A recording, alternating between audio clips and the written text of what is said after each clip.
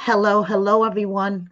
Welcome to Kiki and Kibitz. It's me, Mary, and I am here with Saturday Night Shenanigans, Life After Lockup, Season 5, Episode 47, which technically is Episode 7, The Sex Whisperer.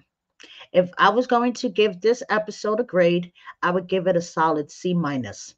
I'm becoming more and more disappointed in this season of Life After Lockup and in the Love After Lockup, Life After Lockup franchise as a whole. Sharp Entertainment is fucking up yet another one of my favorite shows. They already fucked up 90 Day Fiance. Now they're thoroughly fucking up Love After, Life After Lockup. So let's get right into it. So we're going to start off with Justine and Michael, who have a tribe of kids in between them, but is hiding the pregnancy from Michael's mommy. Okay. Maria's there. She came to their house because she had a huge fire in her house. And, she's going to come and move in with Justine and Mike. And Mike finally decided to rip the band aid off and let his mommy know that Justine is pregnant. Now, to say that Maria was shocked is an understatement. She was like, how far along are you? Justine's like, I'm having him in 10 weeks, the same birthday as Manhattan Barbie. Even Melody, Mike's daughter, comes out to make sure that grandma's okay and to let grandma know that she wasn't down with keeping the secret from her. Okay, so Maria's crying. Maria's very emotional. She's like, I can't believe they keep the secret from me, you know. And she feels like that God put her there for a reason, okay? Because she lost everything. Her house burnt down to the ground. She lost everything. And now she's at Mike and Justine's because they need her. She feels like God put her there for a reason. So she tells Justine, don't worry. I'm going to be here for you. I'm going to help you. Don't worry. Your mother in law is here. Maria's here. She's going to solve all the problems. And Justine is like, I know my mother in law. Okay. Don't get me wrong. I'm relieved at her reaction, but I know my mother in law, and this is probably only a delayed reaction. It may be tomorrow, it may be next month, but who knows? Okay. I know my mother in law, and there is going to be a delayed reaction somewhere down the line. So the next scene, Maria's walking around the house with baby Maddie on her hip. And she's like, they definitely need my help around here. Look at all this laundry. There's laundry in this corner. There's laundry in that corner. There's laundry in that corner. They definitely need my help around here. So she tells Justine, I noticed that you have some laundry that needs to be done. And, I'll do the laundry for you. And Justine makes a face. And she's like, okay, I know you like to do things, your way. But maybe you should accept some help being in the condition, that you're in. And Justine's like, it's just hard for me to chill and relax, especially when it comes to like Melody and Michael Jr. I don't want there to be like an instance where I'm telling them to do something or trying to discipline them and they turn around and they look to you. And Maria's like, no, no, no. I'm telling you, I would never disrespect you in front of the children. Even if I disagree with what you're doing at the moment, I will not disrespect you in front of the children. I'll pull you to the side later on and rip you a new asshole, but I would never do it in front of the kids. So then Maria says, Justine, I known you a long time, even before you became my family. Tell me the truth. Whose idea was it to hide this pregnancy from me? Was it yours or was it Michael's? And she said, well, you know something? It was both of ours because, all the drama that came with the last pregnancy. And Maria was like, yes, I know, with the paternity test. And Maria apologizes, admits that she's wrong. Paternity test is the furthest thing from her mind right now. She won't even dare to do one on Maddie now that Maddie's here. Okay, so She apologizes to Justine, and she's like, I just want you to know that I'm truly sorry. Clean slate. I'm so happy for this new baby. And she's like, I know it's going to take a while for Justine to trust me again. And I don't blame her. I did it to myself. Wait a second. They haven't had a baby shower yet. I'm sorry. My mind is everywhere. So there you go. Maria is okay with the news, but now Justine has to deal with her mom, Sherry. And Maria's really nervous about this too because she doesn't want Sherry to be mad at her that she knew and didn't tell her anything.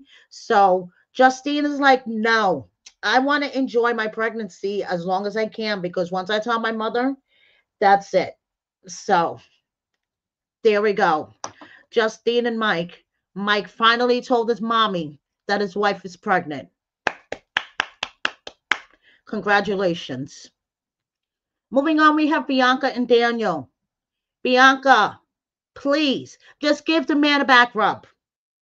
Why is it a power struggle in this relationship? One thing I'm glad is that they weren't talking about coffee this episode. Okay. The cup of coffee did not come up once. Hallelujah. Thank goodness. Okay. I'm happy about that.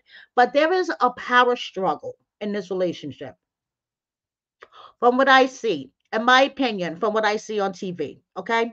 The guy is, comes home from work. He's laying on the bed. He's like, my back hurts. Could you give me a back rub? She's like, now. Jeez.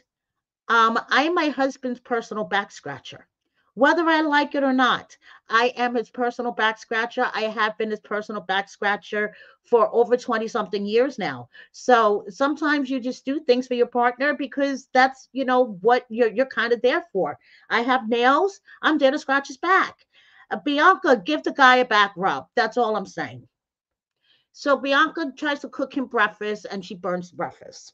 So Daniel's doing his exercises. He tells her that they're going to meet up with his buddy, Gator, and Gator's fiance, Celeste. Not Celeste, Celeste. Okay. So Celeste and Gator are going to meet up with Bianca and Daniel for some drinks. And one thing that really bothers the shit out of Daniel about Bianca, and he let her know, and he took care of it. Dirty dishes in the sink. That is his pet peeve. Dirty dishes in the sink. So Bianca tells him, our sex sucks.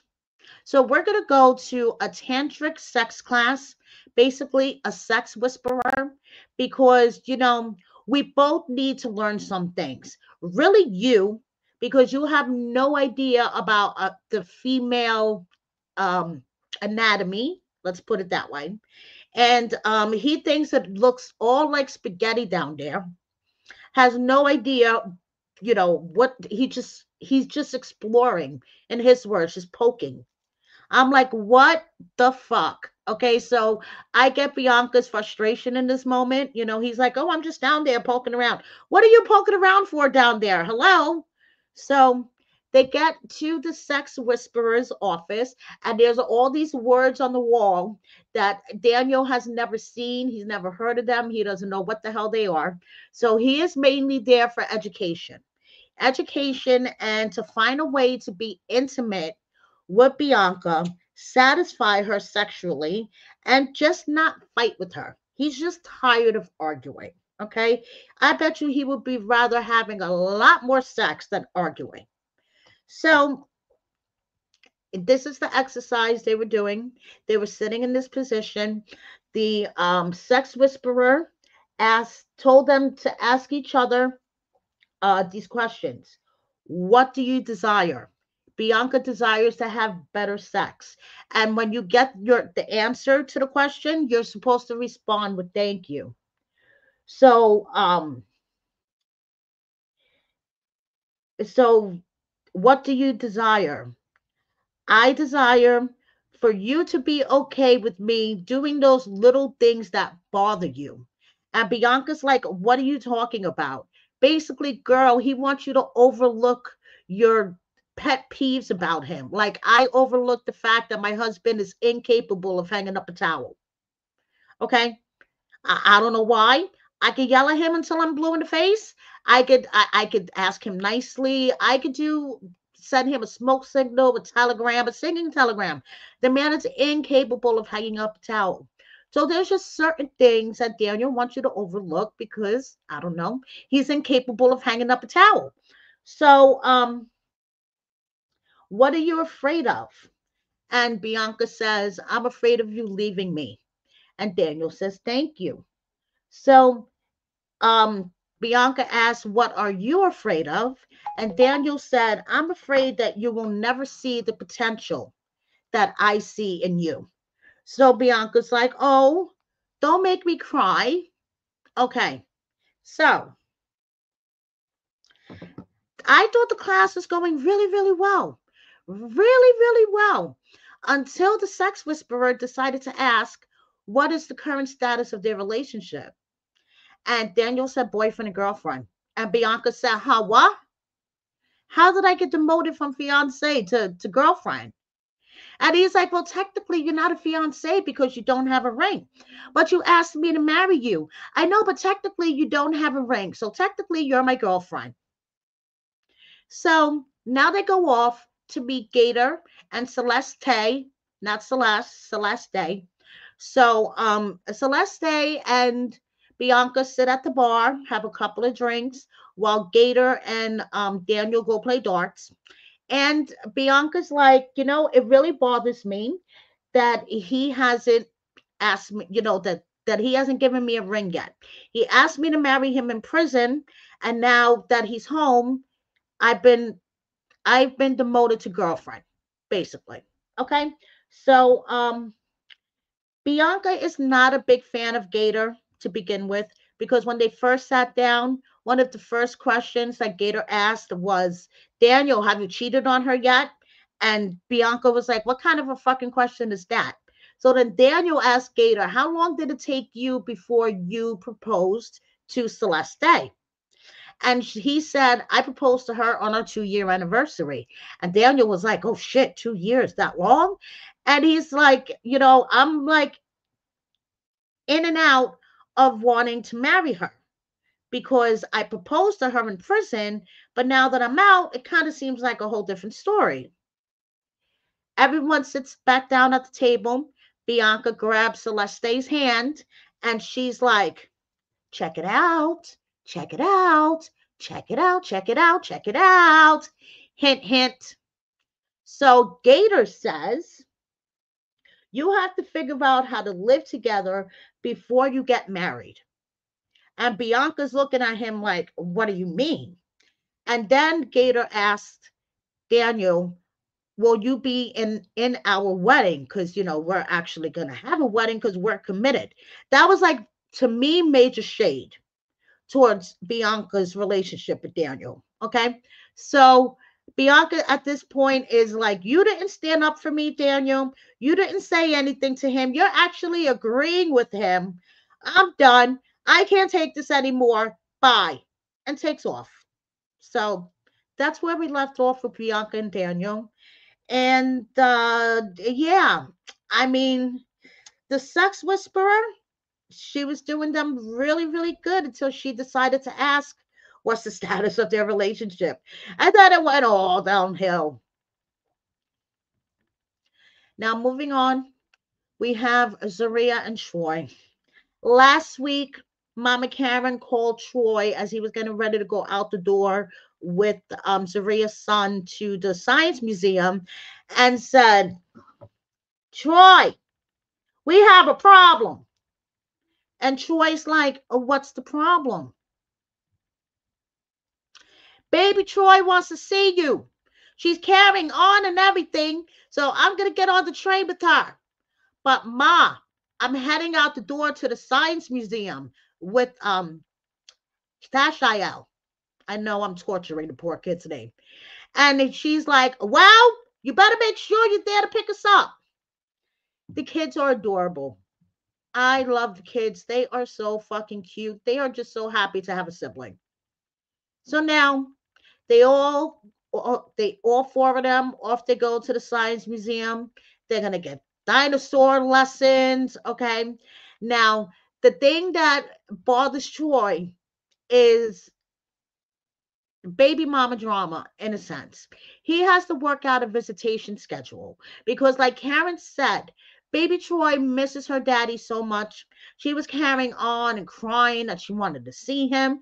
And it got to the point that, Mama Karen had to take her on the train to go see her daddy. So Yana, Zaria, and Troy all need to put their pride aside, sit down, and talk it out for the sake of the child. That's what it comes down to. So now it's going to be Community Day. Project Heal is hosting a Community Day. Okay. And it is also Zaria and Troy's 3-year anniversary. They haven't been able to celebrate an anniversary in prison. Okay. I mean, together, like physically together, because he's been in prison for all of their past anniversaries. So he wants baby Troy to come to Community Day because not only will that put a smile on her face, it'll show Yana that he's, trying to stabilize himself, that he has something that he's working on, that he's not running around these streets, and that baby Troy could be safe around him. And, he could have unlimited access to his daughter, and she could just, be okay with it. And Zaria's like, but I don't want to deal with her. It's our anniversary. It's Community Day. Community Day is huge for Project Heal. Why would you throw a wild card in like that? And Troy's just like, I just want everybody in my life to get along. Why can't all the women in my life just get along? So Surya agrees to compromise because that's what a relationship is compromise, okay? And she'll deal with it even though she doesn't want to. Why do I have to deal with the baby mama on my anniversary? But Troy wants to see his daughter, and that's the only way. So he calls baby mama and he's like, hi, listen, I need your help, okay? I want baby Troy to come down to Community Day over here, and I want you to come. And Yana's like, I'll think about it. And he's like, I just want to show y'all that what I'm working on here, and I'm being stable. So, I would really appreciate if we try to work on this co-parenting relationship. So we shall see next week, because the last time Yana and Zaria were even breathing the same air, you could feel the tension. And Yana was like, yo, I don't know her. She's a stranger. I don't want my daughter around her. So we shall see next week. Now, Melissa and Louie, I don't know how Melissa's driving around with her hand being weighed down by that 2-carat ring. But they're going to meet the family. They're going to meet Donna and Melissa's dad to let them know that Louis popped the question. But Melissa's not going to say anything yet. She wants to see if they noticed the ring. Donna noticed the ring almost immediately. She cracked me the fuck up. She put on her glasses. She said, can you hand over that ring? I want to see it. Donna, the jewelry appraiser, has Melissa's ring all up like this. She's like, She's not overjoyed about the engagement. Okay? She's really not overjoyed. But if that's what Louis wants, that's what Louis wants. The engagement is just mind blowing to her. Welcome to my family, Melissa. That's all I can say is welcome to my family. But I'm going to let you know one thing. I really don't like you. I don't like you because you're so much like me. And you're taking my son away from me. My mother and my sister may like you, but I don't like you because me and you are too much alike. Melissa would rather her hate her fucking guts than be compared to Donna. She's like, I'm not like Donna. Are you crazy? Why does Donna think that we're like alike? No way. I would rather her hate my fucking guts than think that we're like the same person. So Louis walks over, Louis like, what are you doing to my poor fiance? Melissa's looking at him like, thank you for saving me. And Donna's like, listen, she better know what she wants because I'm afraid that if Louis was to ever slip or have a moment, she won't be there to pick him up. And if she breaks his heart, she's going to have me to deal with. So Donna is still worried, okay? And she can't help it. She's been through 10 years of hell with Louis. And yes, it's time to cut the cord. It's time more than ever. Louis put a ring on it. But Donna still, that's her baby boy. She's been through hell with him. And if he doesn't answer the phone because he's working out at the gym, she freaks the fuck out and texts him 10 times until he does answer. And, who knows when she's going to be able to relax. Louis like, you need to relax. But she, was on that battle mode for 10 years when Louis was in jail, and with his addiction and everything else. And now she is so proud of him. He's changed and she loves the man that he's become. So she's okay with the engagement, but Melissa better not fuck around with Louis' heart because Donna's going to be right behind him.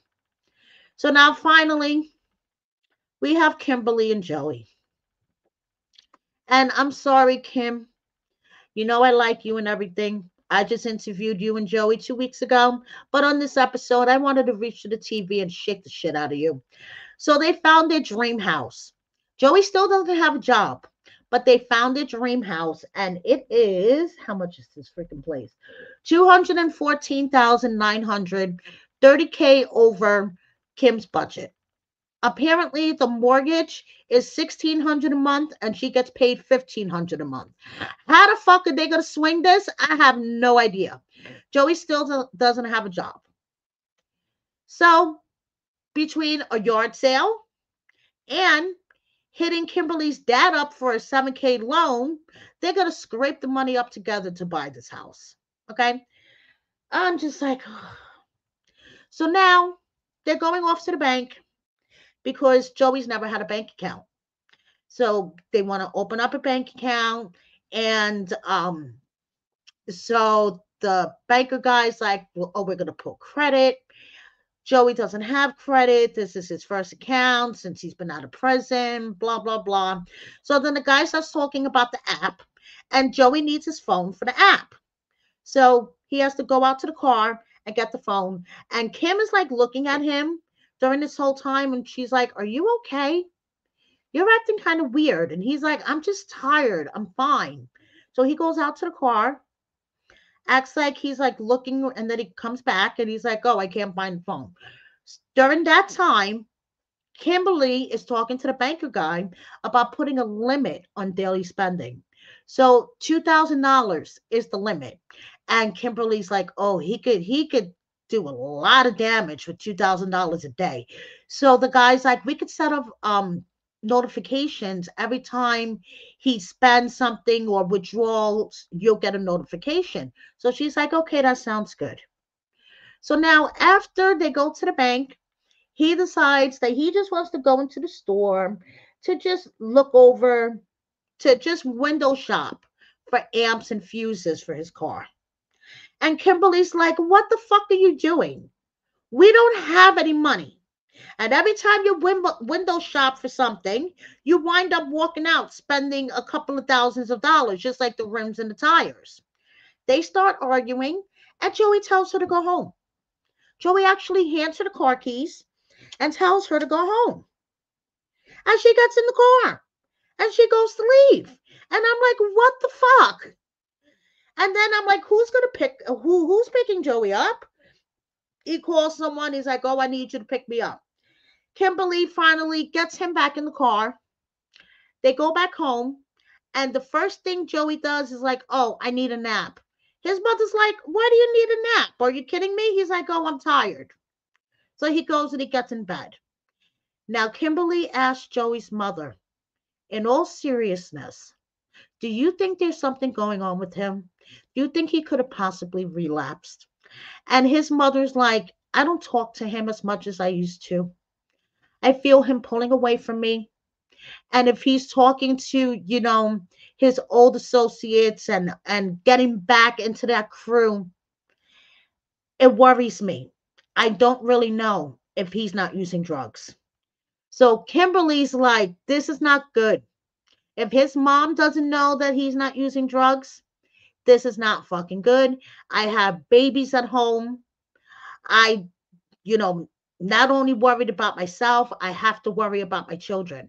My children are priority. So Joey has been sleeping for 12 hours straight. Okay. He has a fever. He feels hot, cold, puking. The only thing he's not doing is shitting his pants. All these things sound like to me substance abuse withdrawal. Okay. So Kimberly decides that she's going to try to find a doctor, a PCP. First of all, we need your Medicaid, your health insurance number. And Joey's like, oh, it's out in the car somewhere. He was literally dying in bed, but he didn't want Kim to go out to the car. He goes out to the car. He's like, oh no, I can't find it. Whatever. So Kimberly's like, I need to make sure that he's really sick because I don't trust him at this point. Is he withdrawing from drugs? Like, what is going on? He announced that he's going to go to urgent care. So Kimberly says, okay, let me throw some clothes on. I'll go with you. No, you don't have to go with me. I just want to go away. I just want to be alone. I just want to handle this myself. I'm sick. I don't feel good. I'm going to go to urgent care and I'm going to take care of it. And that's it. I'm going alone. Goodbye. And walks out the door. Gets in the car and turns the cameras off. Now, if you guys haven't checked out my interview with Kimberly and Joey that I did just 2 weeks ago, I'm going to put the link in my description box. Go check it out. Maybe some of tonight's episode will make sense. Maybe it won't. And there's also some tea in that interview about Joey's relationship with Tatum. So if you haven't checked it out already, please do.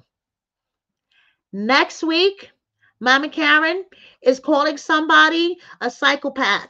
And I have a feeling it's Maria.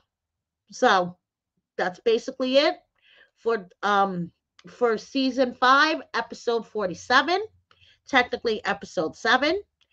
Thank you so much for watching me tonight, guys. Please subscribe if you don't already. Hit that like button, share my video with a friend or 10, and please join my membership. There is a join button on my banner and a link in my description. Thank you so much. Have a good night, everyone. Bye.